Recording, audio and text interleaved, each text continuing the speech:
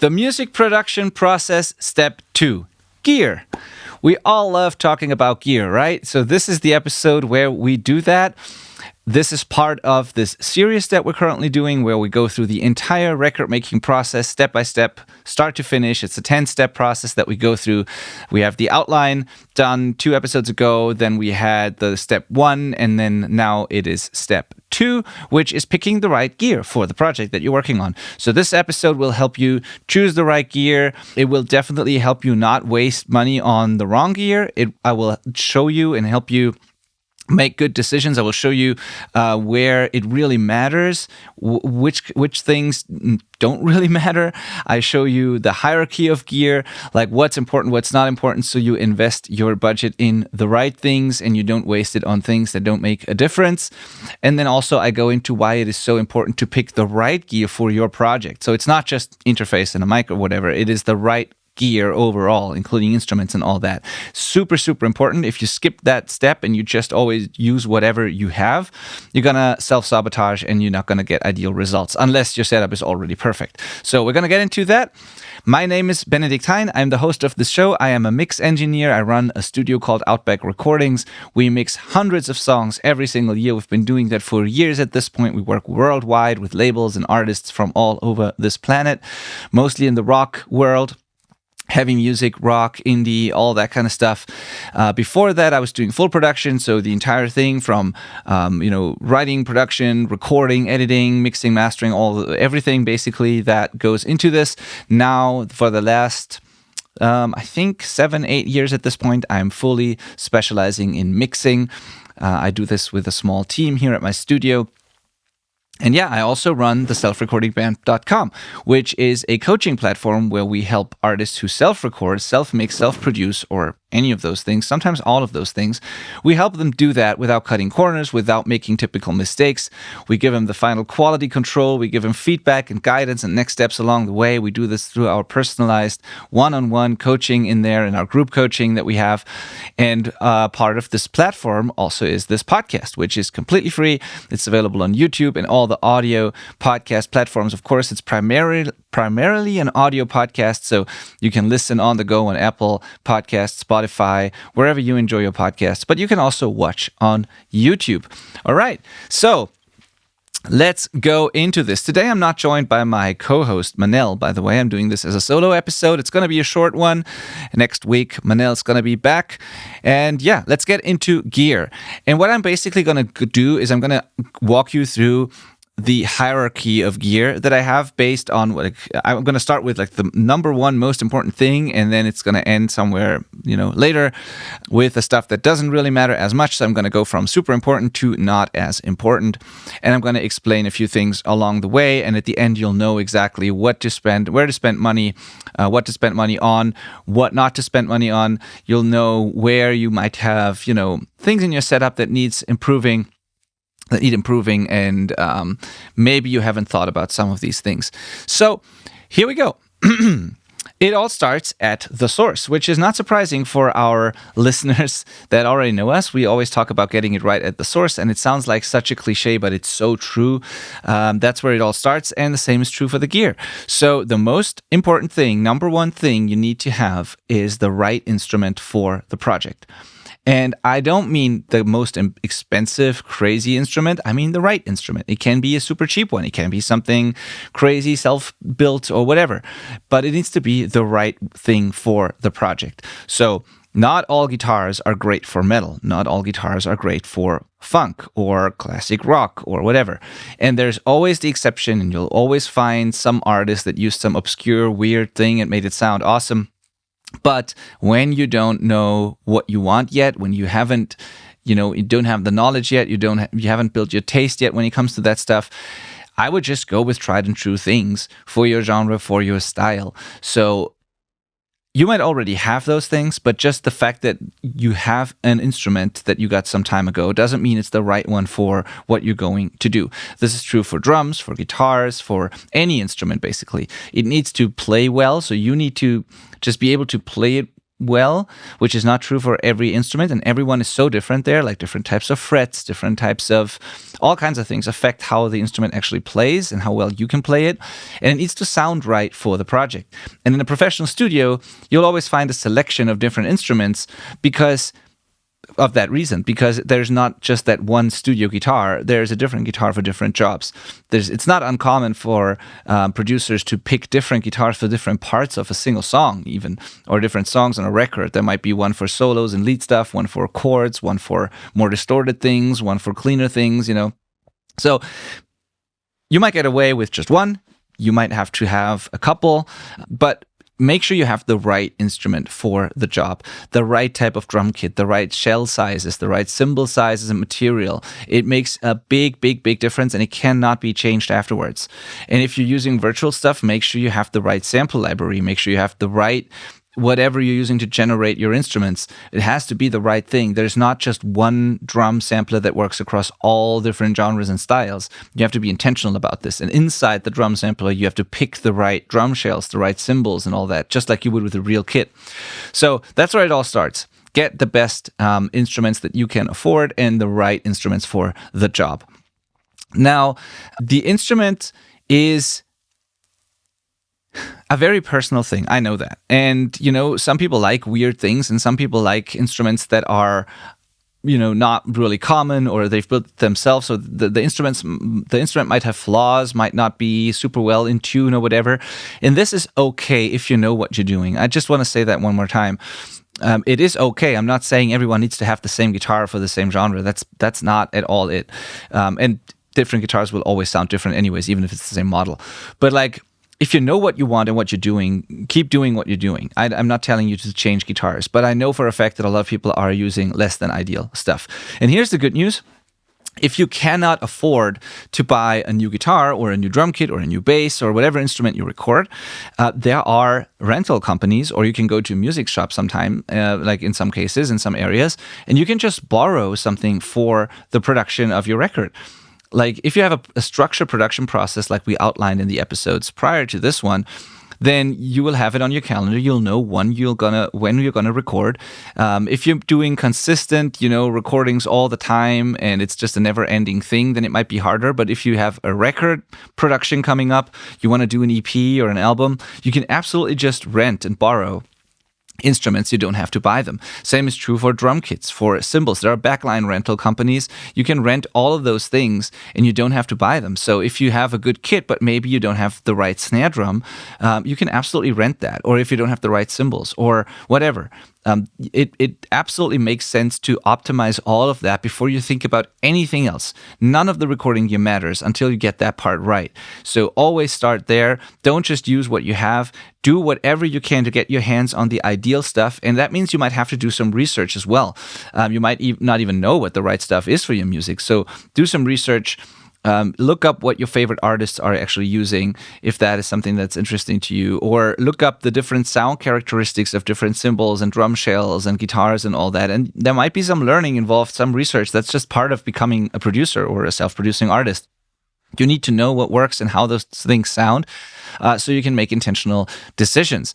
And then you can absolutely rent things. You can borrow it maybe from other bands, but do whatever you can to figure out what you actually need, what's right, and then to get your hands on those things. And if you're working with someone like us through the coaching, we'll absolutely help you identify those things. So if you're one of our coaching students, of course, we'll help you pick the right cymbals, the right drums, the right guitars, the right samples, whatever. But if you're not, you have to do the research yourself.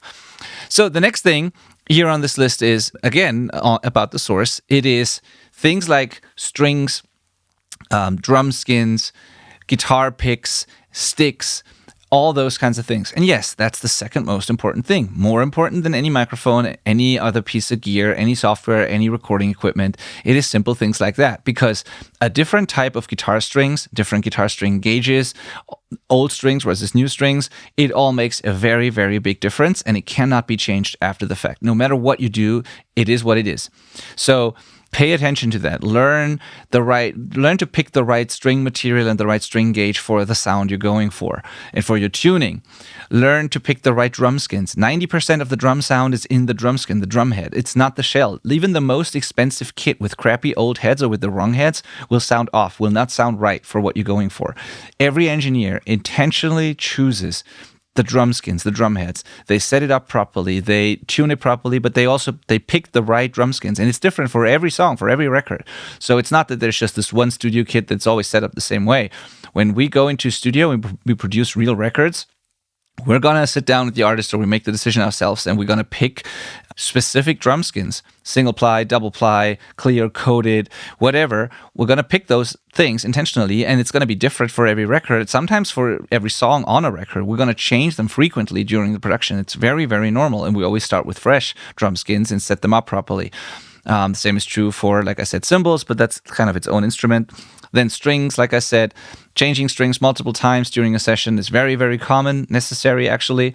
And then picking the right string gauges, material, and all of that. Different guitar picks, different materials, different thicknesses affect not just how it plays, how you play, which is a big part of it, but it also affects how it sounds. So you'll have a more precise pick attack or a less precise pick attack. You'll have more scratch noise, less scratch noise.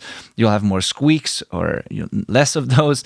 And everything is just different. The transients, all of that. So picking the right things, small little things like that is absolutely crucial. I always have a selection of different kinds of guitar picks here at the studio, so that when I record my own band's guitars, I don't record anymore these days here at the studio, but I sometimes record for my own band, or sometimes I do the occasional session, and I sometimes travel and just do a session because I want to, keep my skills fresh when it comes to production. It's not what I do every day anymore. I mix all the time.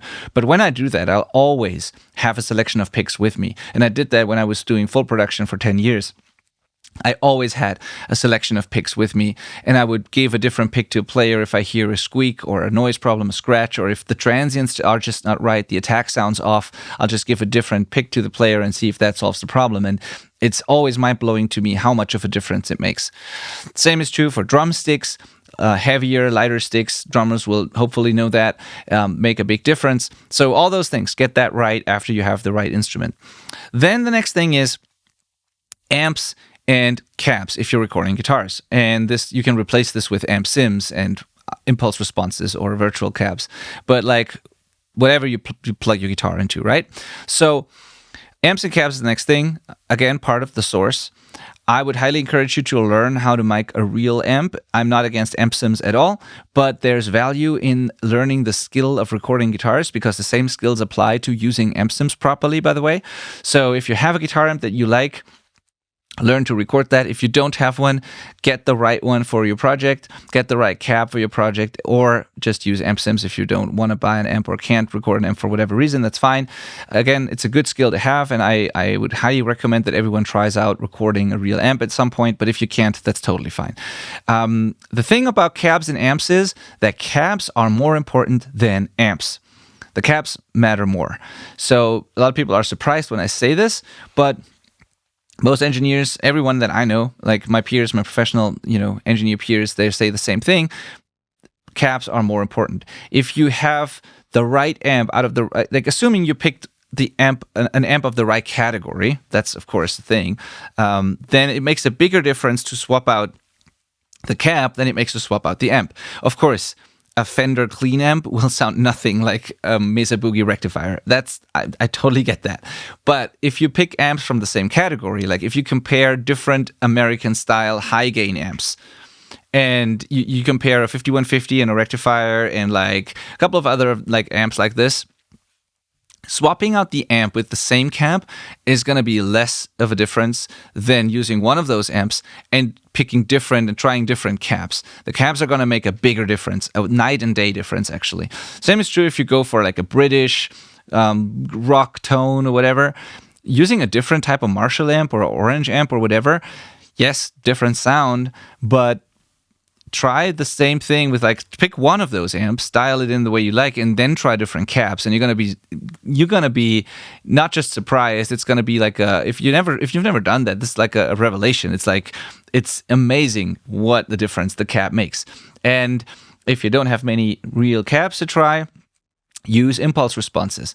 You can either use the different cabs that are built into your AmpSim plugin and until you find the one that's right for the job, or in many cases actually, the built-in cabs might not even be ideal, and you can just turn the cabs off in your AmpSim plugin and instead use an IR loader and load an impulse response, which is a snapshot, a capture of a real cab with a mic in front of it. And you can that way like audition different cabs virtually. And so you can audition a Marshall cab against a Mesa cab against an Orange cab or whatever with those IRs. And if the IRs have been made correctly by good people who know what they're doing, they are likely to be better than many of the built-in cab sims or IRs that come with your AmpSim plugins. It's not always the case. Sometimes those are very good. Sometimes they come with great IRs, but sometimes not so much. Same is true for campers or any like modeling amps. Try turning off the built-in cab and replacing it with an IR. You're going to be surprised by how good that can sound if you pick the right IR. So next in line is amps and cabs, and within that category, cabs matter more than amps. Pick the right one for your genre. Again, do some research on cab types, speaker types, and it's not just the speaker. The cab actually matters. So 3 different cabs with V30s in it will not sound the same. They will sound very, very different. So it's not just the speaker type. People obsess over like Celestion vintage 30s against whatever, greenbacks and other things. And those matter, but the cab actually matters a lot too. And it's the entire system that needs to work. The cab as a whole, which is the enclosure plus what's in there, which is the speaker. So yeah, amps and cabs. Next thing is room acoustics. Get your room right. And I added this to the gear episode here, to this gear hierarchy, because I wanted to help people invest in the right things, right? So now you have the right instruments, now you have the right strings and drum skins and picks and sticks and all that. You have the right amps and cabs. Now, before you invest in any recording gear, get your room to sound at least not problematic, at least decent. You don't have to do a full build. You don't have to do crazy expensive stuff. But buy or build a bunch of absorbers, put them in strategic places, do your research. Again, it has a lot to do with learning. This is why things like our coaching program exist. Do a lot of research on that. It's not crazy difficult to do for most jam spaces and recording studios. It's more difficult to do for when you want to set up a really good control room or mixing room. That's harder to do, let alone mastering. But for a typical jam space, just to record good tracks, you don't have to do crazy things. You just have to control the early reflections, put absorbers in strategic spots around your instruments, leave other parts of the room more open if you want a lively room sound, which you want in most cases. Avoid cheap, thin foam whenever you can. Like it's just always a bad idea to buy cheap, thin foam products. Just build proper absorbers with mineral wool, rock wool, something like that. A wooden frame, put some of that stuff in there, and then put some fabric on top of it. Just look up how to build absorbers for a studio. You'll know exactly. You'll find what I'm talking about. It's super cheap. It's easy to do, and it's way more effective than the foam. So you're going to save money. You're going to have a better result. And all foam does, I'm talking the cheap, thin foam. All that does is make a room more dull, and it doesn't control the mids. It doesn't control the lows. It's not very effective at all. The only exception is really thick, high quality acoustic foam, like Basotec, stuff like that. But that's really, really expensive. Just put some minimal effort into optimizing your room. And sometimes a thick mattress can do the trick. You don't even have to build absorbers sometimes. But just before you spend money on anything else, figure out where the problems are in your room. Do a little bit of research on low-end control, bass traps, and broadband absorbers, and then where to put them to treat early reflections. Those are the keywords you need. If you Google that stuff, you'll find it. And of course, if you work with us or someone like us, you can get guidance there and feedback and coaching. All of those things, but it's not rocket science, at least not for what most self-recording bands need. Do whatever you can to get the room out of the equation and leave in what's cool about your room, but get that right first. All right, then the next thing you need, once you have that, is a proper monitoring system, something you can listen to. And you can listen on and make good decisions based off of what you hear. And for most people, this means a good pair of headphones, because most rooms are not going to be ideal. Like I said, it's hard to set up a proper mixing room. So a good pair of headphones is going to be your friend. And you want to take the room out of the equation as much as possible. when it comes to monitoring. And this is really, really important. And it's the first of the actual recording gear related things that I mentioned here, because this is the one filter that all of your decisions go through, right? Even if you're not mixing yourself, even if you're just recording, you need to listen back to what you record, your source material that you record. And so you need to know if it sounds good or not, if you make good decisions. And the one filter that all of your decisions will go through is your monitoring, is your pair of headphones or your monitor speakers. And this needs to be reliable, honest, and it needs to show you the truth, and you need to be able to learn it really and know what good sounds like on those things. And yes, it's cool to have a pair of speakers, especially if you're a band and everyone needs to, if you want everyone to be able to listen back to what you recorded, definitely get a pair of monitor speakers. But I wouldn't spend a ton of money on the best speakers unless you have a really big budget and can do all of the things. Then speakers are part of it. But then you also probably want a good room, and it just gets expensive really quickly. But if that's not what you want to do, prioritize headphones, get a decent but affordable pair of speakers so that everybody can listen to it.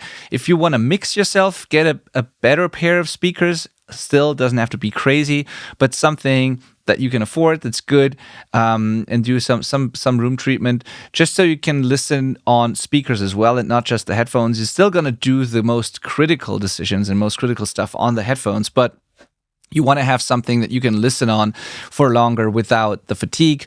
It's less fatiguing to work on speakers than on headphones, and you want something where you have a different kind of, perception of the stereo image as well. So if you're gonna mix yourself, it's a good idea to have both headphones and speakers. If you can only have one, then prioritize headphones.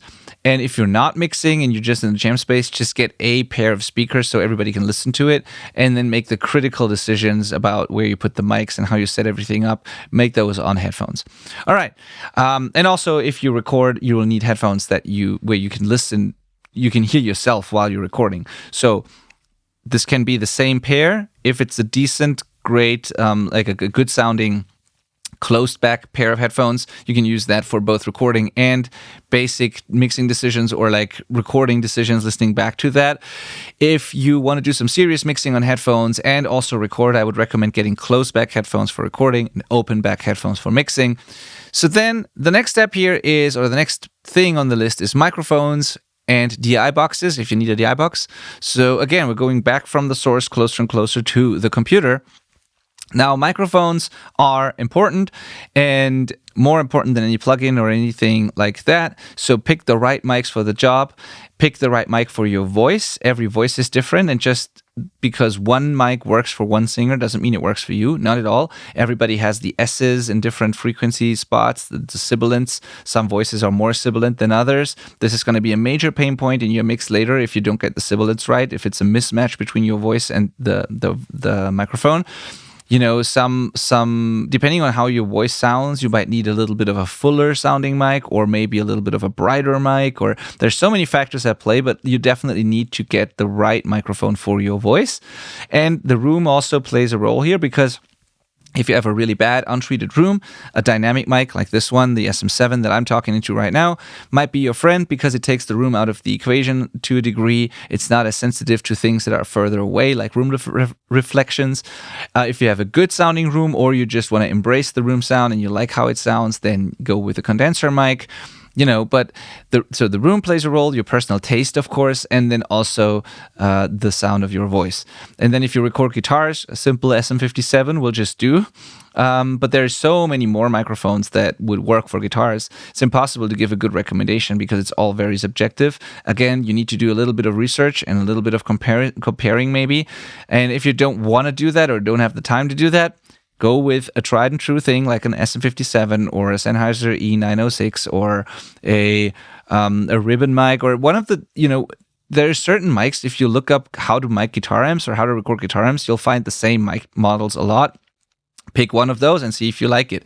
But if you're serious about this and you really want to learn it, I would say get your hands on a couple of mics, try all the ones that you already have, even unconventional ones, and pick the one that works best for what you're trying to do. You have a vision of what you want things to sound like. This is going back to the last episode. You definitely need to have your sound in your head first and know what you're actually going for. Once you have that, you can then make intentional decisions about the microphone choice. You can pick a darker one, brighter one, whatever, more mid-rangey one. And you just have to go through a couple until you find the one that works for you. And then when you have that, you can maybe augment it with a second one, and you can combine 2 or 3 mics to get the ideal sound. That's not always necessary, but it's an option. But yeah, pick the right mics for the job. Same is true for drums, right? Overheads, close mics, room mics. Be intentional about those things. A lot of people just get like a drum mic kit or something. It can work, but it's not an intentional decision. You just bought some, kit that somebody put together based on what they think sounds good. And your kit is different, your taste is different, your room is different. The drum miking kits might be great for live because it's an all-purpose kind of just way to amplify drums on stage kind of thing. That's what they're made for. But if you're not using them live, but in the studio, it's much more about creating intentional sounds and capture them in the way that you want to capture them. And you should never say never, but you'll rarely see experienced producers or engineers just use a drum mic kit of some sort. They will intentionally pick the right mic for the kick drum, and then maybe another one outside of the kick drum, and then one on the snare and one on the bottom of the snare, and one per tom. Might be different ones for each tom. Overhead mics, cymbal spot mics, dirt mics around the kit, center of drum, mono mics, whatever, close rooms, far rooms, all kinds of things. And it's not going to be a drum mic kit. It's going to be intentional choices for those microphones. So yeah, do that. Then next step here after mics. Sorry. DI boxes are also in this category. So if your interface has a bad sounding DI box or one that is clipping as soon as you play your active guitar or your active bass pickups, maybe some of those interfaces, especially the bus powered ones, they cannot take hotter levels. If that's the case, get a good DI box. If you just don't like the sound of your DI of the interface, get a good DI box. Every interface is different. They have different input impedances. Some of them sound good, some not so much. A good DI box is a good rule of thumb is get a passive DI box for an active pickup, get an active DI box for passive pickups. And where it really, really matters is when you have classic passive pickups and you choose an active DI box, then the active DI box needs to have a high enough input impedance, which is not the case, unfortunately, for some of the DI boxes out there. The high quality ones, you'll see they'll have a high impedance close to or upwards of 1 mega ohm.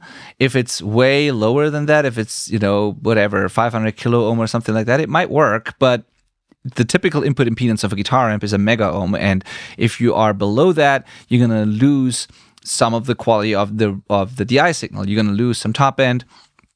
There's more factors than just that, but in general, you'll see that high-end DI boxes or just good DI boxes have high input impedances. That's why it's called a high Z, and the higher, the better typically. And some cheap DI boxes just don't do that. Some interface inputs also don't do that. So if you find your DI signal to be lifeless and dull, try a good DI box with a high input impedance of 1 mega ohm or more, and you'll notice a difference. It just makes a lot of difference, and it makes sense to invest there. And it's not crazy expensive anyways. So microphones are in the same kind of category as DI boxes here for me.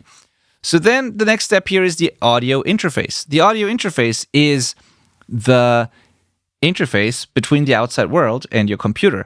And a typical all-in-one kind of interface box combines a few different components in one device, right? So we talk about an interface, but what the interface is a combination of a microphone preamp, that's where you plug in the cable that has a gain knob next to it. It's a mic preamp, sometimes a combination of mic pre, instrument preamp, and line amp.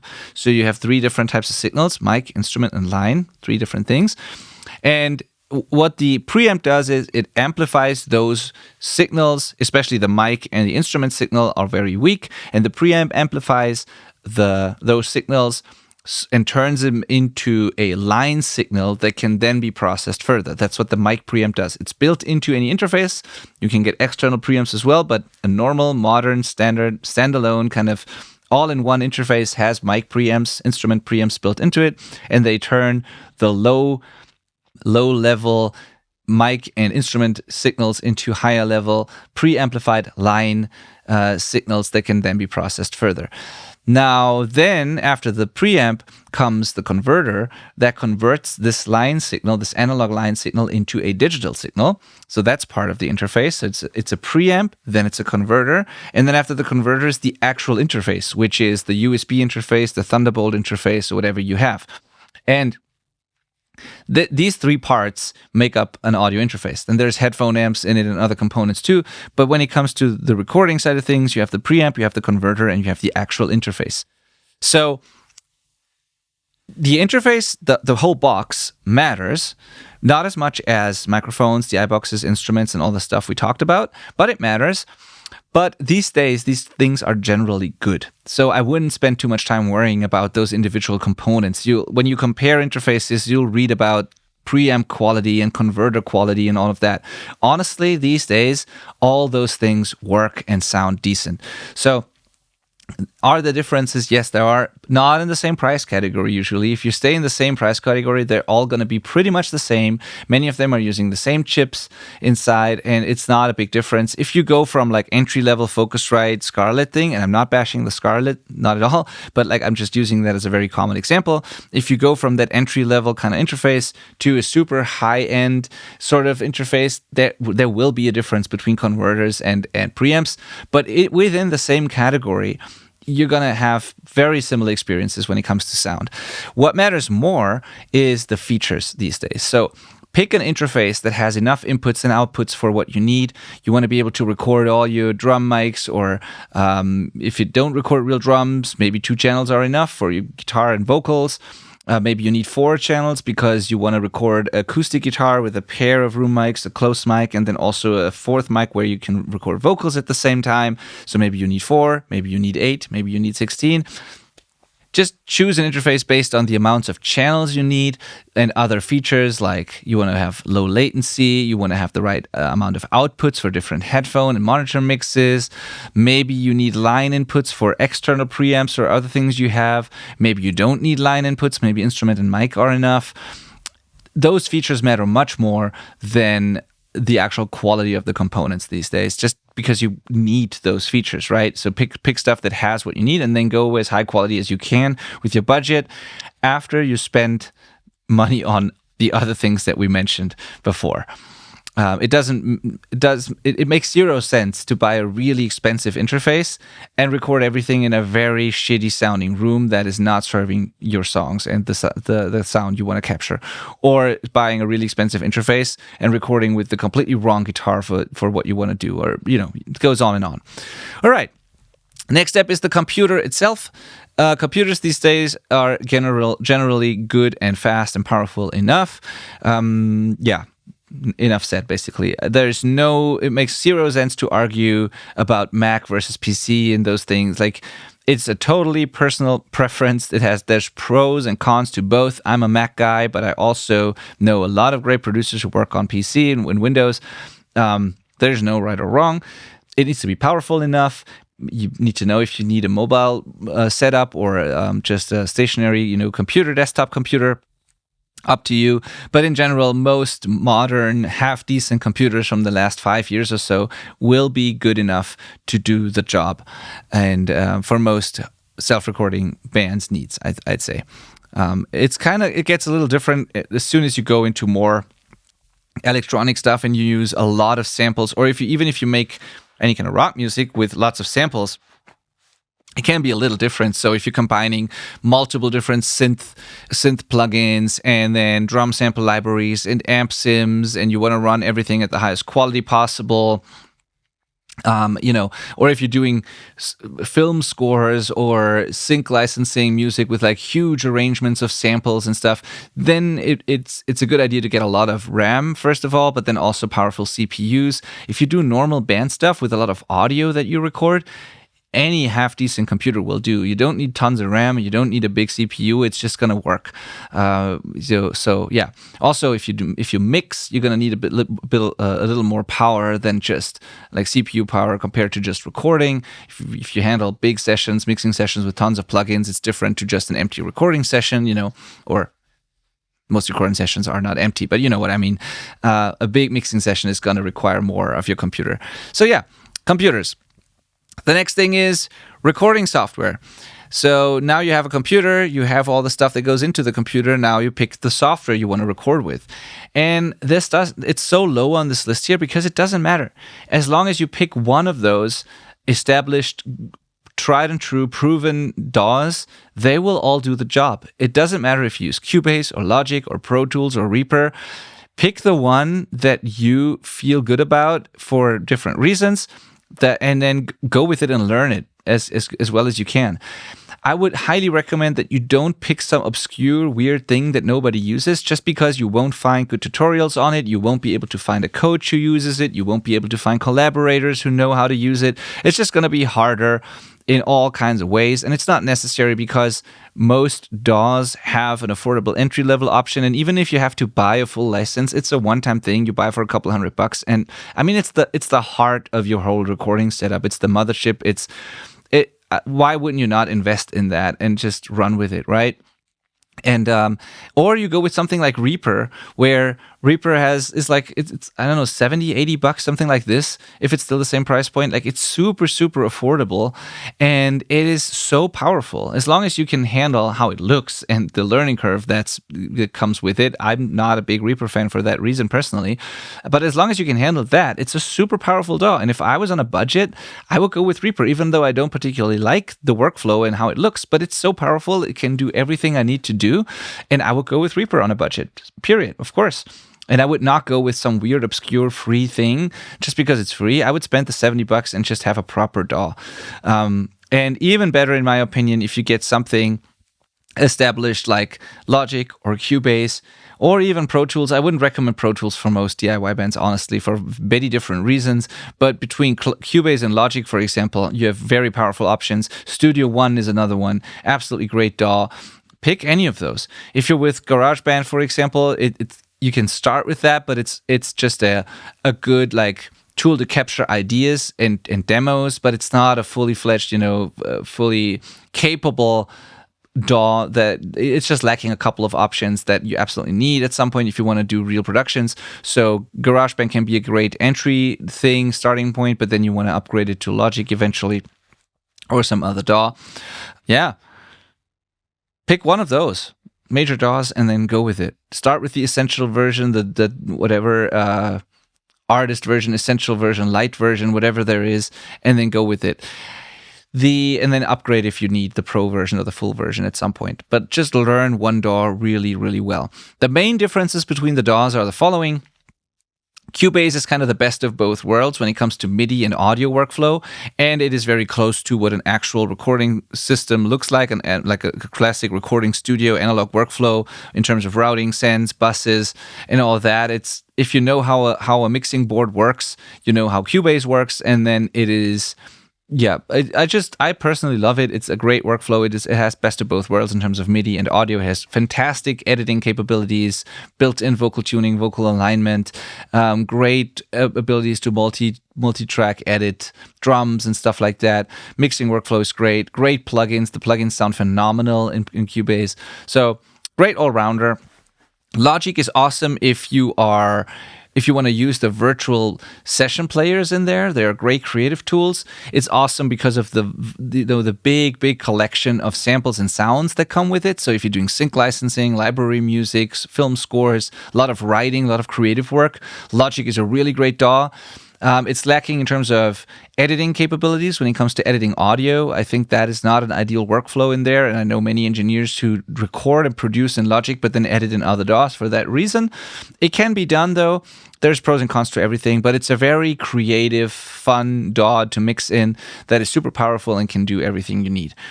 Studio One is very similar to Cubase, I think, in my opinion. Similar routing, similar workflow, super powerful tools in there. Has a very good integration with tools like Melodyne. So, but I would say it's similar to Cubase. To me, and it might just be personal. I think Cubase is a bit more mature, a bit more powerful, but there will be Studio One users who say that's not true. So I would say they're both fine. Studio One's awesome and similar to Cubase.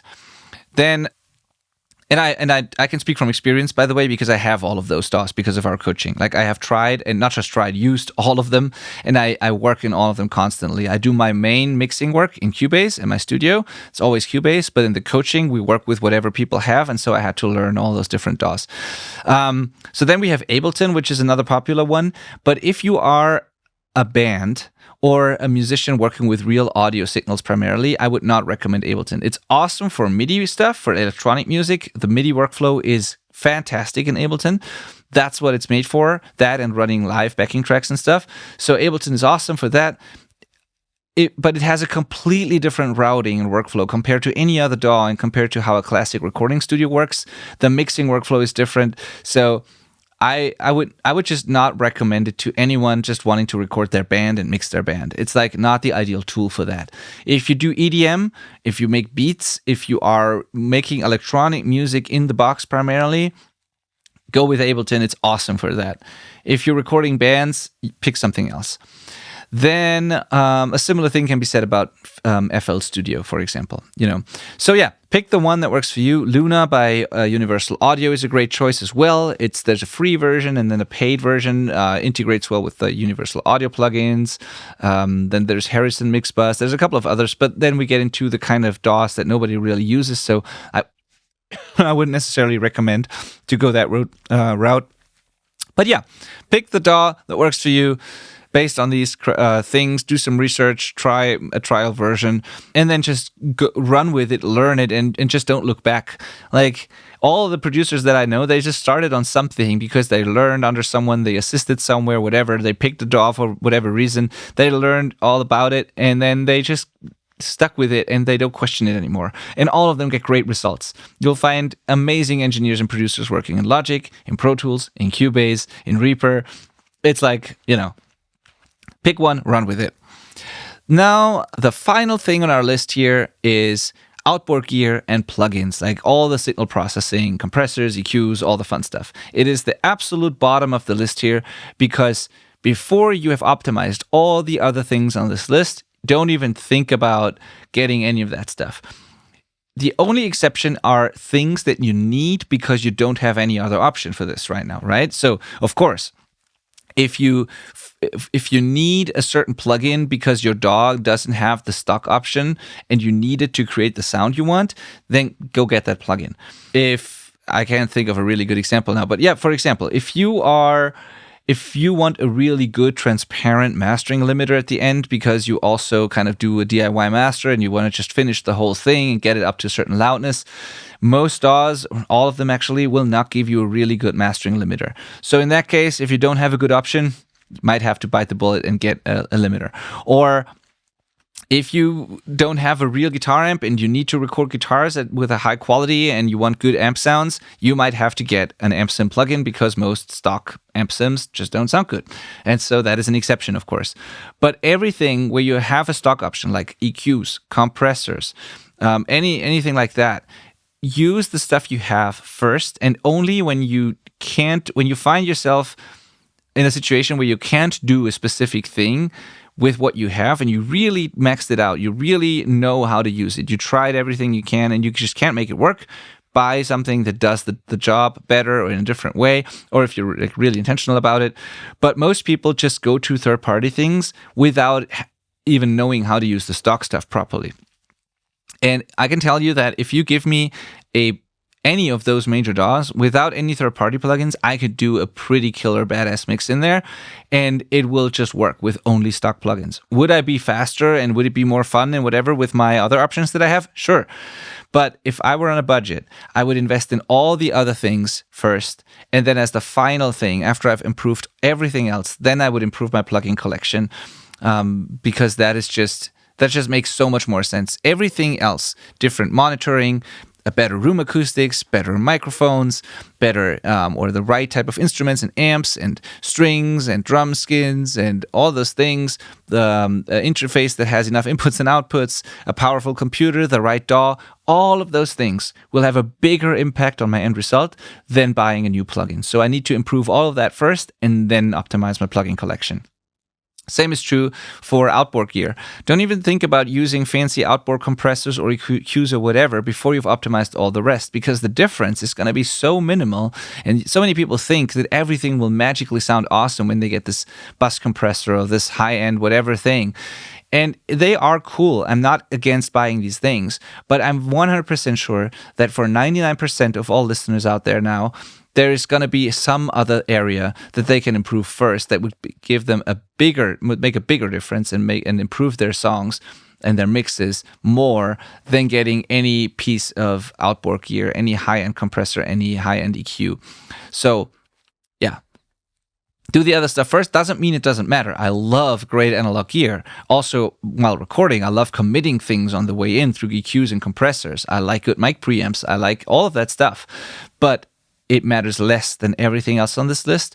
And so do one thing at a time, improve the stuff that matters most first, and then go to those things.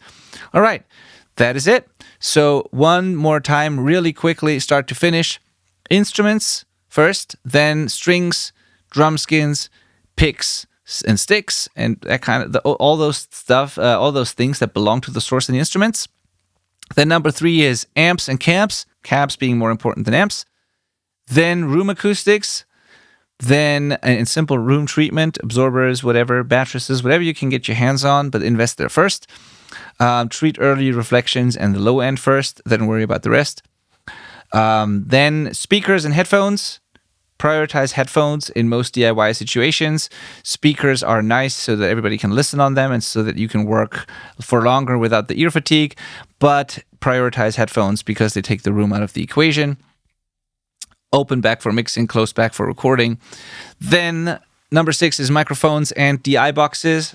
For DI boxes, if you use active DI boxes and passive pickups, higher impedance is typically better. Microphones, pick whatever works with your voice. Try a couple of different ones. There's no way you can know without auditioning them. Pay attention to the sibilance, pay attention to the low end and the mid range and the overall balance of the mic, and then also pay attention to how it captures the room and whether or not that's a good thing in your case.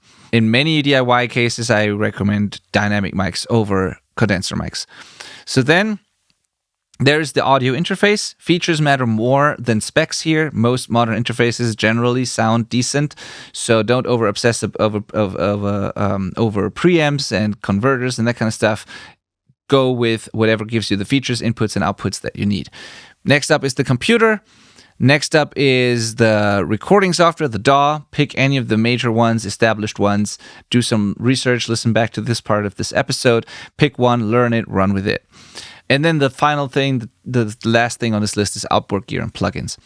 All right, this is it. Now you've chosen the right gear for your project, for your home studio, for the thing you're trying to record. You have everything you need. You have all the, everything that is ready to go. Now, the next step is going to be, let me just look up my little list here so that I don't skip anything myself here. So this was step 2. The next step is going to be step 3, which is pre-production. So we covered the writing, arrangement, and vision, the foundation part. Now we have the right gear for the project. Next step is going to be pre-production, which is where we're going to finalize the demos. We're going to prepare ourselves and the songs for the actual recording session. And then after that, we do a sound check and we actually record the thing. So yeah, next up, step 3, pre-production. Thank you for listening, as always. If you want help picking the right gear for your own setup, for your next project, if you're overwhelmed with all these options, if you're not sure if what you have is good enough or the right thing, or whatever, go to theselfrecordingband.com and apply for coaching, because we can then talk to you. We can see if our coaching, if working together is a great fit. We can listen to your music. We can give you feedback. We create a custom music production plan specifically for you. And then If you like this plan, we can start implementing it together and we'll help you pick the right gear, help you record your songs, give you feedback and everything you need so you can get the results you've always wanted. Or if you don't like the plan that we create for you, we just part ways. You don't owe us anything. It's not a good fit and that's fine. And then at least you got some feedback and some clarity. So go to theselfrecordingband.com, apply for coaching now. I'll see you next week on the next episode. Bye.